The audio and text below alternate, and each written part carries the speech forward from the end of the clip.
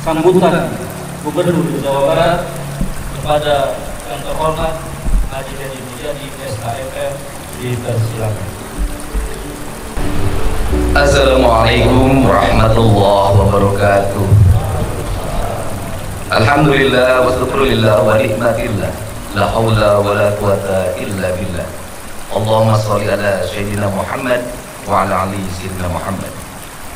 Hadirin sidang Idul Fitri yang berbahagia, baik yang ada di halaman Gedung Sate Provinsi Jawa Barat yang disebutnya Gasibu, maupun di seluruh Provinsi Jawa Barat yang terhampar di masjid-masjid, di tajuk-tajuk, di musola-musola, di halaman-halaman kantor alun-alun kabupaten kota, di halaman kantor alun-alun kecamatan, dan di halaman kantor alun-alun desa dan kelurahan di seluruh Provinsi Jawa Barat. Pada hari ini kita bersama-sama akan bersujud dan bersimpuh dari hadapan Allah Subhanahu wa Ta'ala untuk menyempurnakan rangkaian perjalanan ritual dan spiritual kita, bahwa kita adalah makhluk yang berkesadaran sebagai manusia yang memiliki hubungan emosional dan spiritual dengan Allah, berkesadaran sebagai manusia yang memiliki hubungan dan emosional dengan alam sebagai rangkaian zat kepenciptaannya, dan kesadaran kita yang memiliki hubungan emosional dan spiritual dengan seluruh lapisan tetangga, sahabat, saudara, handai taulan, orang tua dan keluarga. Seluruh kesadaran itu merupakan aspek historikal dan wujud pribadi kita, bahwa manusia sesungguhnya mengalami perjalanan panjang yang tidak pernah berhenti. Dalam kata orang Sunda, baik alam bihari, alam kiwari, dan alam poisu. Alam bihari para kiai menyebutnya alam roh, alam kiwari adalah alam dunia, dan alam poisu adalah alam akhir. Seluruh rangkaian itu merupakan circle yang tidak pernah berhenti. Seluruh circle itu memiliki dua kualifikasi. Yang pertama adalah kebersihan hati, yang kedua adalah keluhuran budi. Kebersihan hati adalah, dalam kaidah orang Sunda menyebutnya celik putih, celak herang, cang bulan, obat gelas, jalan gede, sesapuan, adalah kebersihan jiwa. Karena jiwa yang bersihlah yang akan mampu memiliki empati pada sesama hidup. Maka tugas pemimpin bagi Gubernur Jawa Barat hari ini adalah bagaimana membangun rasa empati antara pemimpin dengan rakyatnya, bukan dengan ucapan tetapi dengan tindakan. Maka empati itu harus dilakukan dengan melakukan tindakan-tindakan yang nyata dan terukur, dengan memiliki tanggung jawab pada 8 asnaf yang terus-menerus dalam setiap tahun kita santuni melalui zakat, infak, dan sedekah. Tetapi di balik itu, seluruh aparatur negara harus memiliki kesadaran yang kolektif bahwa kita semua adalah para pemegang kebijakan yang di dalamnya memiliki kewajiban untuk memberikan rasa aman, memberikan rasa bahagia, memberikan rasa sejahtera, bahkan mengangkat derajat mereka dalam tahapan dan tingkatan hidup yang sama, yaitu 8 asnaf. 8 asnaf dalam kaidah Islam dilakukan pada zaman Rasulullah SAW.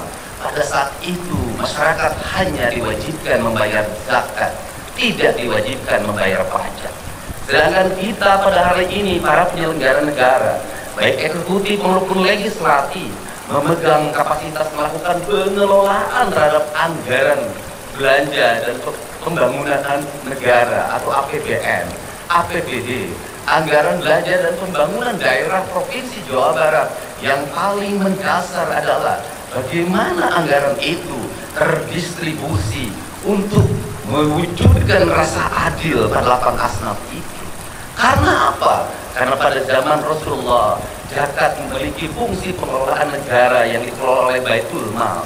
Sedangkan kita hari ini memiliki kedobel anggaran. Yang pertama, Basnas mengelola keuangan melalui pembayaran zakat. Yang kedua, negara melakukan pengelolaan keuangan melalui APBD. Di balik itu ada infak dan ada sedekah. Sesungguhnya di Indonesia ini adalah pungutan untuk rasa adil masyarakat sangat banyak melebihi negara-negara lain. Tetapi kenapa yang menjadi problem? Justru keadilan belum terwujud, justru kemiskinan belum tertangani, justru orang-orang tidak mampu sekolah, tidak mampu membeli baju seragam, tidak mampu membeli sepatu, banyak pungutan di berbagai tempat. Sesungguhnya kita yang sholat dalam setiap hari 5 waktu, kita ini melakukan pengkhianatan terhadap apa yang menjadi tugas dan kewajiban kita sebagai penyelenggara negara. Alangkah malunya kita di hadapan Allah di negeri yang beriman dan beramal soleh ini, ketika pungutan negara ada, pungutan zakat ada, tetapi rasa adil belum terwujud. Berarti kita sebagai penyelenggara negara belum bisa memaknai dan memahami Islam secara paripurna. Untuk itu kami sampaikan bahwa pemerintah Provinsi Jawa Barat menyampaikan permohonan maaf yang sebesar-besarnya. Karena sebagai penyelenggara negara, pengelola keuangan daerah, kami belum bisa mewujudkan seluruh apa yang menjadi cita-cita dasar proklamasi, menjadi cita-cita dasar keislaman kita. Dan kami dalam setiap detik, setiap menit, setiap jam, setiap hari, setiap minggu, setiap bulan, dan setiap tahun hanya bisa mempertanggungjawabkan secara administratif, secara yuridis, tetapi kami tidak bisa mempertanggungjawabkan secara paripurna. Kaidah Islam mengajarkan tidak dibedakan antara dunia dan akhirat. Dunia dan akhirat itu satu kesatuan. Perbaikan dunia akan melahirkan kebaikan di akhirat. Perbuatan paripurna di dunia akan menjadikan paripurna di akhirat. Maka pengelolaan keuangan negara itu adalah pengelolaan keuangan yang dipertanggungjawabkan di akhirat. Bukan hanya berpegang teguh pada prinsip-prinsip yang menjadi kewajiban penyelenggara negara, tetapi di balik itu memiliki hakikat. Sesungguhnya pemangkasan anggaran, belanja rutin pegawai diturunkan, kemudian diarahkan 70% belanja untuk kemakmuran rakyat. Itu adalah bagian dalam memahami ajaran Islam secara esensial. Kalau di dalam kaidah pengelolaan zakat, jangan sampai biaya abilin lebih besar dibanding biaya untuk lapang asnaf. Sekali lagi, jangan sampai biaya amilin lebih tinggi dibanding kepentingan asnafnya itu sendiri. Dalam kaidah anggaran, jangan sampai biaya rutin pegawai, tunjangan jabatan, perjalanan dinas, ongkos kantor, belanja ATK jauh lebih besar daripada belanja untuk kepentingan kemakmuran rakyat itu sendiri. Maka perspektif Provinsi Jawa Barat hari ini merubah mindset itu. Tugas pengelolaan anggaran adalah tugas-tugas Islam, tugas-tugas kemuliaan, tugas-tugas kemanusiaan. Maka kegagalan seorang gubernur adalah masih ada orang yang menjadi pengemis di perempatan jalan, masih ada anak-anak yatim yang tidak sekolah, masih ada orang-orang miskin yang rumahnya roboh, masih ada orang yang kebanjiran tapi tidak tertangani dengan baik, masih ada orang yang bunuh diri karena terikat bank emok, bank keliling, pinjol. Itu adalah kegagalan seorang pemimpin. Untuk itu, pada kesempatan hari ini, saya mengajak pada seluruh penyelenggara negara di Provinsi Jawa Barat, para bupati, wali kota, para kepala desa, kepala kelurahan, mari kita bersama-sama memiliki kesadaran. Keislaman kita bukan dinilai dari umroh kita yang dilaksanakan setiap tahun. Keislaman kita bukan dinilai dari gamis yang kita pakai. Keislaman kita bukan dinilai dari peci hitam dan putih yang kita kenakan, dari sajarah yang kita hamparkan. Keislaman seorang pemimpin dinilai dari senyum rakyat dalam setiap waktu. Sekolah tidak mesti ngantri. Senyum rakyat dalam setiap waktu, makannya tepat dan bergizi. Senyum rakyat dalam setiap waktu, jalannya halus. Senyum rakyat dalam setiap waktu, pupuk tidak sangat mudah didapatkan. Senyum rakyat dalam setiap waktu ketika sakit di rumah sakit, negara tampil dan hadir untuk mengobatinya. Dokter dan para medis tanpa membedakan kaya dan miskin datang dengan penuh senyumannya. Senyum rakyat dalam setiap waktu ketika seorang yang melahirkan penuh dengan kenyamanan, bayi yang terlahir dilayani oleh para medis dengan senyuman. Maka adalah kehinaan bagi seorang pemimpin apabila di Jawa Barat masih ada orang yang meninggal, mayatnya tak bisa pulang, ditahan di rumah sakit karena belum bisa bayar atau BPJS yang nunggak. Bayinya ditahan di rumah sakit karena belum bisa bayar atau BPJS nunggak. Anak-anak tidak bisa sekolah, orang-orang miskin makan hanya dengan garam, rumah roboh atau bocor, sedangkan negara abai dalam fasilitas yang digunakan hanya untuk kepentingan pribadi, keluarga dan golongannya. Untuk itu, marilah kita jadikan kesadaran 1 Syawal 1446 Hijriah ini adalah sebuah kesadaran kolektif, kesadaran ritual dan spiritual kita sudah sangat tinggi. Pejabat umroh ngantri, orang-orang kaya umroh ngantri, masjid-masjid Jumat penuh, mimbar-mimbar penuh, ceramah-ceramah dalam setiap waktu. Itu baik, tetapi lebih baik secara substansial adalah dana-dana yang kita miliki digunakan untuk menangani orang-orang fakir, orang-orang miskin, kaum mustadafin, kaum du'afa, orang-orang papa, orang-orang yang merintih dalam setiap waktu meminta pertolongan tapi abai orang untuk menolongnya. Kesadaran itulah yang diperlukan oleh negeri hari ini.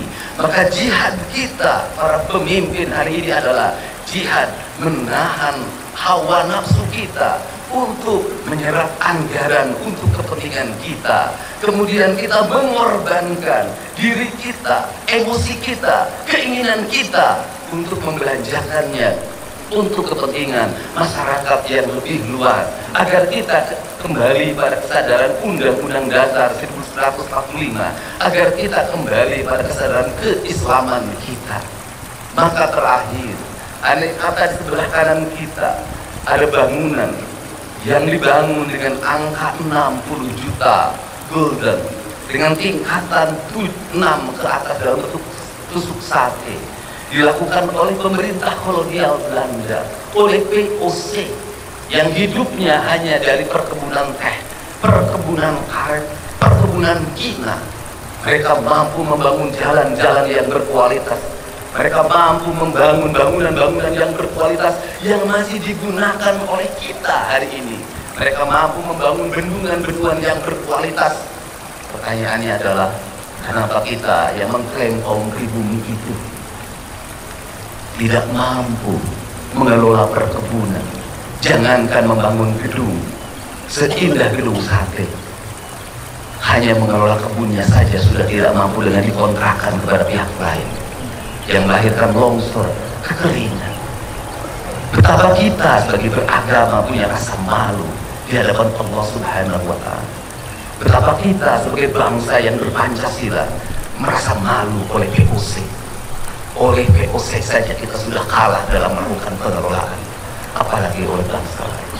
Untuk itu, mari kita bersama-sama tinggalkan keegoan ritual kita. Mari kita bersujud dan mohon ampunan kepada Allah Subhanahu wa Ta'ala. Dan bentuk pengampunan Allah Subhanahu wa Ta'ala, saya meyakini akan turun pada kita karena kita memiliki kesadaran bahwa kita adalah makhluk yang salah dalam pengelolaan kebijakan. Marilah kita minta maaf pada anak-anak miskin yang tidak bisa sekolah. Marilah kita minta maaf pada orang-orang miskin yang mereka masih tak sanggup makan sebaik makannya kita. Marilah kita minta maaf pada orang-orang fakir yang harus dia mencuri hanya untuk kebutuhan melahirkan keluarganya. Marilah kita minta maaf pada mereka, tinggalkan keangkuhan dan kesombongan kita. Semoga 1 Syawal 1446 Hijriah ini menjadi tahun kesadaran kita bahwa kita telah salah menjadi penyelenggara negara, dan kita akan merubah seluruh kebijakan-kebijakan itu. Dan saya menyampaikan permohonan maaf pada seluruh masyarakat Provinsi Jawa Barat apabila penyelenggaraan pemerintahan belum sesuai dengan apa yang diharapkan. Apabila lama layanan rumah sakit belum sebaik yang diharapkan, apabila layanan pendidikan belum sebaik yang diharapkan, apabila layanan kesejahteraan publik belum sebaik yang diharapkan, semoga kesadaran itu menjadi kesadaran emosional, kesadaran spiritual, kesadaran moral, emosional dan spiritual. Dalam istilah orang Sunda disebutnya budi pekerti. Semoga kita masuk dalam kaidah yang tidak lagi geni secara intelektual, tetapi kita menjadi kaidahnya adalah kaidah orang yang paripurna secara budi pekerti. Wallahu muwaffiq ila aqwamit thoriq. Assalamualaikum warahmatullahi wabarakatuh. Salam